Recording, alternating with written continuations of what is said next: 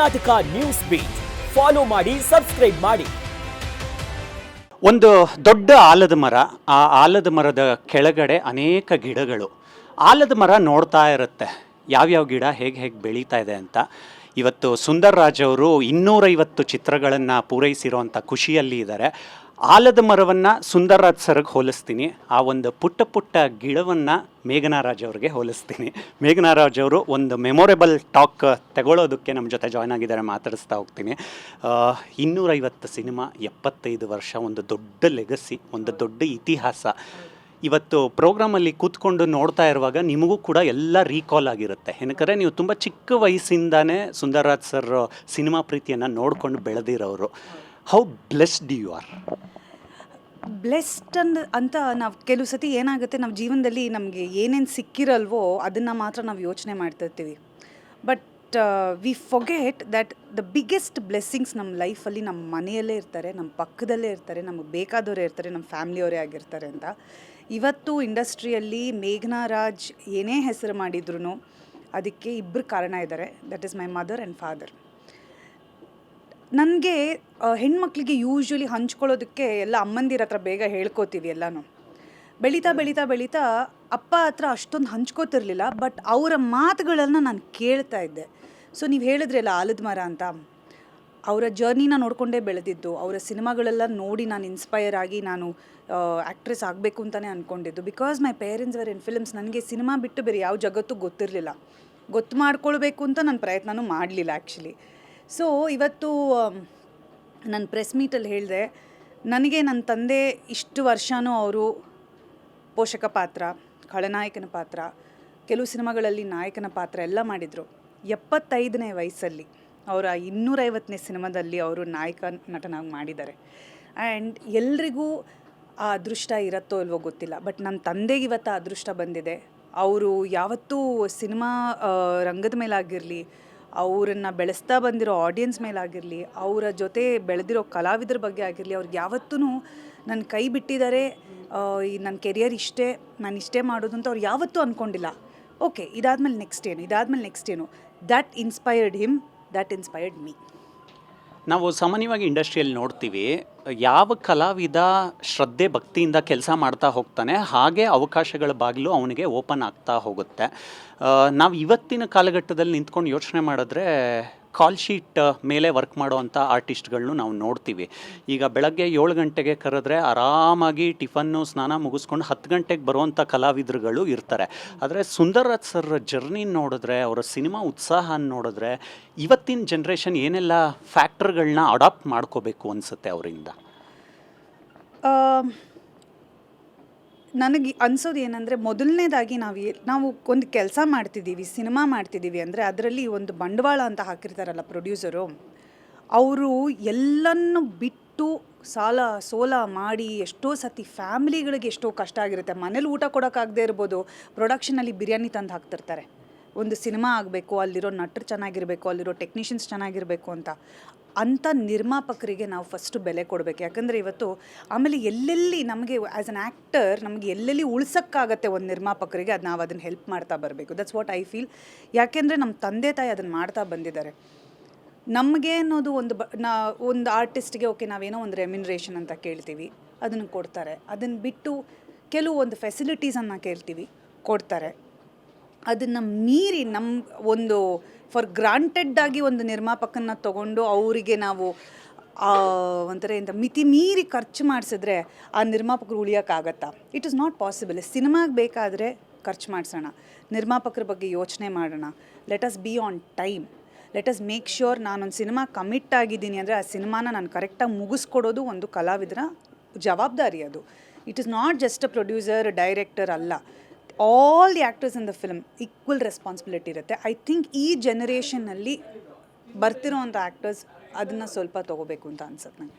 Cinema ಅನ್ನೋದು ಒಂದು ಕಾಲ್ಪನಿಕ ಜಗತ್ತು. ಒಂದು ಅಸಂಪ್ಷನ್ ತಗೊಳ್ಳೋಣ. ಈ ಒಂದು ಸ್ಪೆಷಲ್ ಮೂಮೆಂಟಲ್ಲಿ ಚಿರು ಅವರು, ಸುಂದರ್ ರಾಜ್ ಸರು ಒಟ್ಟಿಗೆ ಸಿನಿಮಾ ಮಾಡಬೇಕಾಗಿತ್ತು, ಅದರ ಪ್ಲ್ಯಾನಿಂಗ್ ಕೂಡ ಆಗಿತ್ತು, ಆದರೆ ಆಗಲಿಲ್ಲ. ಅಕಸ್ಮಾತ್ ಧ್ರುವ ಸರ್ಜಾ ಅವರು ಮತ್ತು ಸುಂದರ್ ರಾಜ್ ಸರು ಒಟ್ಟಿಗೆ ಮಾಡಿದ್ರೆ ನೀವು ಪ್ರೊಡ್ಯೂಸ್ ಮಾಡ್ತೀರಾ ಆರ್ ಆ್ಯಕ್ಟಿಂಗ್ ಮಾಡ್ತೀರಾ ನೀವು? ಆ ಸಿನಿಮಾಗೆ ಬಂಡವಾಳ ಹಾಕೋಷ್ಟು ದುಡ್ಡು ದೇವ್ರಿಗೆ ಕೊಟ್ಟರೆ ನಾನು ಪ್ರೊಡ್ಯೂಸ್ ಮಾಡ್ತೀನಿ. ಬಟ್ ಆ್ಯಕ್ಚುಲಿ ನೋಡೋಣ, ಆ ಸಿನಿಮಾ ಆಯಿತು ಅಂದರೆ that will definitely be a dream project. ಯಾಕಂದರೆ ಇವತ್ತು ನನ್ನ ಸ್ಟೇಜ್ ಮೇಲೆ ನಾನು ಚಿರು ಬಗ್ಗೆ ಮಾತಾಡದೇ ಇರ್ಬೋದು, ಬಟ್ ಏನಕ್ಕಂದರೆ ಇಟ್ ವಾಸ್ ನನಗೆ that moment was about my father. And ನನಗೆಲ್ಲೋ ಒಂದು ಕಡೆ ಚಿರು ಅವರ ಪ್ರೆಸೆನ್ಸ್ ಈಸ್ ಡೆಫಿನೆಟ್ಲಿ ದೇರ್. ಯಾಕಂದರೆ ಇವತ್ತು ನನಗೆ ಯಾವಾಗಲೂ ಅನಿಸತ್ತೆ 2020 ಆದಮೇಲೆ ಎಲ್ಲೋ ಒಂದು ಕಡೆ ನನಗೆ ಆಯಿತು ಮುಗೀತು ಅನ್ನೋ ಟೈಮಲ್ಲೆಲ್ಲ ಒಂಥರ ನನಗೆ ಒಂದು ಎಲ್ಲಿಂದಾನೋ there is a different energy, there is a different kind of blessing, there are different miracles that is happening around me. So ಒಂದು ರೀತಿಯಲ್ಲಿ 250ನೇ ಚಿತ್ರನೂ ನಾನು ಒಂದು ಮಿರಕಲ್ ಅಂತಲೇ ಅನ್ಕೋತೀನಿ. ಸೊ ಖಂಡಿತವಾಗ್ಲೂ ದೇವರ ಪಕ್ಕದಲ್ಲಿ ಕೂತ್ಕೊಂಡು ನಮ್ಮ ಫ್ಯಾಮ್ಲಿನ ತುಂಬ ಭದ್ರವಾಗಿ ನೋಡ್ಕೋತಿದ್ದಾರೆ ಅಂತ ನನಗೆ ಅನಿಸುತ್ತೆ. ಸೊ ಇವತ್ತು ಧ್ರುವ ಆಗಿರ್ಬೋದು, ನಾನಾಗಿರ್ಬೋದು, ಅಪ್ಪ ಅಮ್ಮ ಆಗಿರ್ಬೋದು, ನಮ್ಮ ಅತ್ತೆ ಮಾವ ಆಗಿರ್ಬೋದು, ನಮ್ಮ ಎಲ್ಲ ಕುಟುಂಬದವ್ರು ಯಾರೇ ಆಗಿರ್ಬೋದು, he's protecting everyone. So we feel very protected by him. And ಆ ಸಿನಿಮಾ ಚಿರು ಮತ್ತು ನಮ್ಮ ತಂದೆ ಮಾಡಬೇಕಾಗಿರುವಂಥ ಸಿನಿಮಾ ಧ್ರುವ ಮತ್ತು ನಮ್ಮ ತಂದೆ ಮಾಡಿದ್ರೆ ದಟ್ ವಿಲ್ ಡೆಫಿನೆಟ್ಲಿ ನನ್ನ ಪಾಲಿಗೆ ಅದೊಂದು ಡ್ರೀಮ್ ಪ್ರಾಜೆಕ್ಟ್ ಆಗಿರುತ್ತೆ. ಆ್ಯಂಡ್ ಅದ್ರಲ್ಲಿ ನನಗೊಂದು ಸಣ್ಣ ಪಾತ್ರ ಕೊಟ್ಟರೆ ಆ್ಯಕ್ಟ್ ಕೂಡ ಮಾಡ್ತೀನಿ. ಕತ್ತಲು ಹೋದ್ಮೇಲೆ ಯಾವಾಗಲೂ ಬೆಳಕು ಬರಲೇಬೇಕು. ಒಬ್ಬ ನಟ ಸುಮ್ಮನೆ ಇರೋದಕ್ಕೆ ಆಗೋದಿಲ್ಲ. ಶೋ ಮಸ್ಟ್ ಗೋ ಆನ್ ಅಂತೀವಿ. ಒಂದೊಂದು ಸಲ ನಟರ ಬಾಯಲ್ಲಿ ಇದೇ ಬರುತ್ತೆ, ನನ್ನ ಉಸಿರಿರೋವರೆಗೂ ಕೂಡ ನಾನು ಕ್ಯಾಮ್ರಾ ಮುಂದೆನೇ ಇರಬೇಕು, ಆ್ಯಕ್ಟಿಂಗ್ ಮಾಡ್ತಾನೆ ನಾನು ಹೊರಟು ಹೋಗಬೇಕು ಅನ್ನೋ ಆಸೆನೂ ವ್ಯಕ್ತಪಡಿಸಿರ್ತಾರೆ.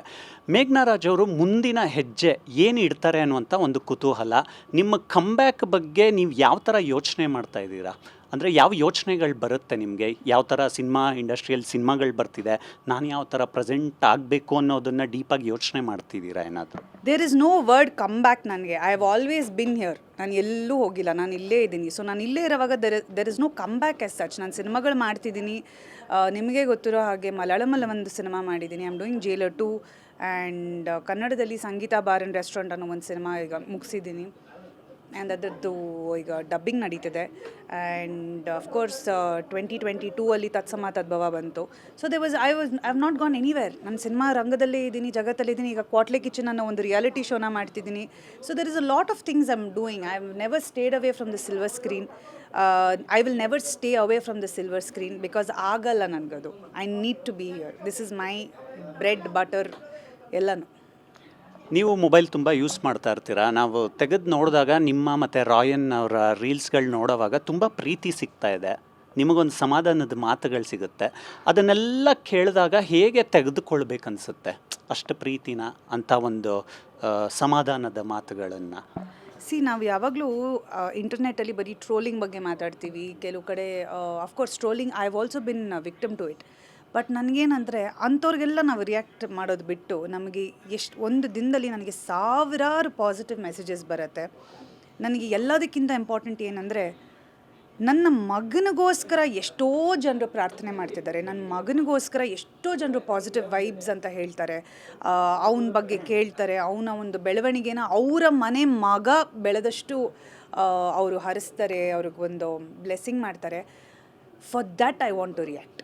For that I want to say thank you. ಯಾಕೆಂದರೆ ಎಲ್ಲೋ ಒಂದು ಕಡೆ ತಾಯಿಯಾಗಿ ನನ್ನ ಜವಾಬ್ದಾರಿ ಮಾಡ್ತಿರ್ತೀನಿ. ಬಟ್ ನನಗೆ ನನ್ನ ಪ್ರೇಕ್ಷಕರು, ನನ್ನ ಆಡಿಯನ್ಸ್, ನನ್ನ ಫ್ಯಾಮಿಲಿ ಅವರು ಎಲ್ಲರೂ ಒಂದೊಂದು ಸತಿ ನನ್ನ ಬ್ಯಾಕ್ಗ್ರೌಂಡಲ್ಲಿ ಇದ್ಕೊಂಡು ಒಂದು ಇನ್ವಿಸಿಬಲ್ ಸ್ಟ್ರೆಂತಾಗಿ ನನಗೋಸ್ಕರ ಇರ್ತಾರೆ. And that is my audience. ಅವರೆಲ್ಲರೂ ನನ್ನ ಆಡಿಯನ್ಸ್ ಅಂತ ನಾನು ಕನ್ಸಿಡರ್ ಮಾಡೋದು.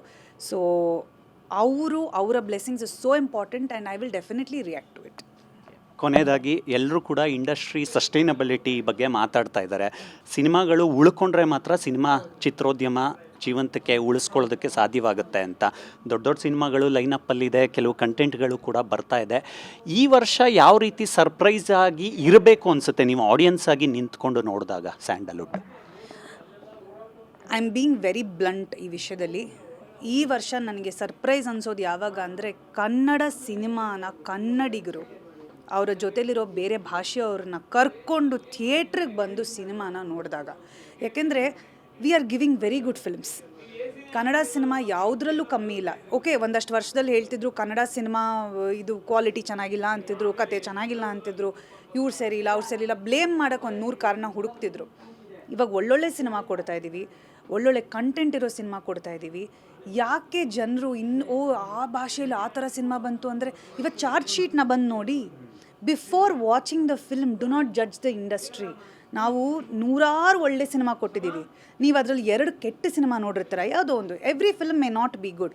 ಆ 2 ಸಿನಿಮಾನ ಇಟ್ಕೊಂಡು ಮಿಕ್ಕಿದ 100 ಸಿನಿಮಾನ ನೀವು ಬಿಡ್ತಾ ಇದ್ದೀರಾ. ಆ್ಯಂಡ್ ಅದರಿಂದ ಇಂಡಸ್ಟ್ರಿಗೆ ನಷ್ಟ ಆಗ್ತಿದೆ ಕನ್ನಡ. ಬಿಕಾಸ್ ನಾವೇನಂತೀವಿ, ಕನ್ನಡ ಸಿನಿಮಾನ ಉಳಿಸ್ಬೇಕು ಅಂತೀವಿ. We are a community, we are like ನಮ್ಮದು ಒಂದು ಫ್ಯಾಮಿಲಿ ಇದೆ. ಹೋಗ್ತಾ ಹೋಗ್ತಾ ಕನ್ನಡ ಚಿತ್ರರಂಗನೇ ಇಲ್ಲ ಅನ್ನೋ ಒಂದು ಲೆವೆಲ್ಗೆ ಆಗಬಾರ್ದು. Because and we have given national and international level actors. ಇವತ್ತು ಯಶ್ ಅವರು ಕನ್ನಡ ಸಿನಿಮಾನೇ, and is a proud Kannadiga. ಅವ್ರು ಎಲ್ಲಿ ಹೋದರೂ ಕನ್ನಡನ ರೆಪ್ರೆಸೆಂಟ್ ಮಾಡ್ತಾರೆ. ರಿಷಬ್ ಶೆಟ್ಟಿ ಅವರಾಗಿರ್ಬೋದು. I mean these are the 2 names which we will constantly take. So ಇವತ್ತು ಆ ಥರ ಒಂದು ಸಿನಿಮಾ ಇದ್ದರೆ ಮಾತ್ರ ನೀವು ಬಂದು ನೋಡಬೇಕು ಅಂತಲ್ಲ. There are hundreds of Kannada films which are coming to theatres which need audience. They are good films. Come to the theatre, give it a chance, watch it once. ಆಮೇಲೆ ಚೆನ್ನಾಗಿಲ್ಲ ಅನ್ನಿ, ನೋಡ್ದೇನೆ ಅಯ್ಯೋ ಬಿಡು ಕನ್ನಡ ಸಿನಿಮಾ ಅಂತ ಹೇಳಬಾರ್ದು. That's what I want. That will be the surprise this year. ನಾನು ಪ್ರಾರಂಭದಲ್ಲೇ ನಿಮ್ಮನ್ನು ಗಿಡ ಅಂದೆ. ಆ ಗಿಡದ ಬೇರು ಯಾವಾಗಲೂ ತುಂಬ ಗಟ್ಟಿಯಾಗಿರಲಿ, ಖುಷಿಯಾಗಿರಲಿ. Once again thank you so much for your time. Thank you. ಇವಿಷ್ಟು ನಟಿ ಮೇಘ್ನಾ ರಾಜ್ ಅವರ ಮಾತುಗಳು. ಕ್ಯಾಮ್ರಾ ಪರ್ಸನ್ ಗೋಪಿ ಜೊತೆ Mavali Karthik, Karnataka news beat. Karnataka news beat follow ಮಾಡಿ, ಸಬ್ಸ್ಕ್ರೈಬ್ ಮಾಡಿ.